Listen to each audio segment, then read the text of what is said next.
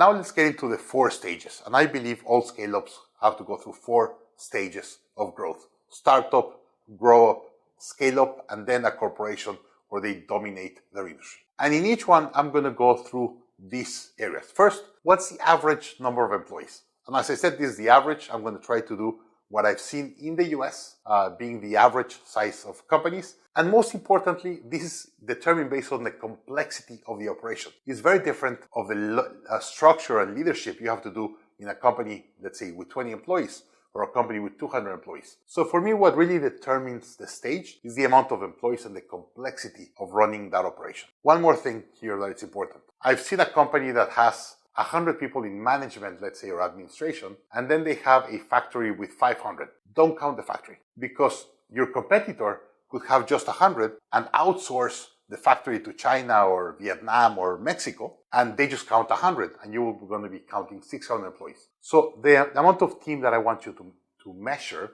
is the team that you use for administration, leadership, all that, technology. If you have a factory, don't count the factory. You could probably count the managers of the factory, but don't count the 500 or 2,000 people in the factory. And this will set more or less the complexity of your operation, and that will set you in what stage you are today.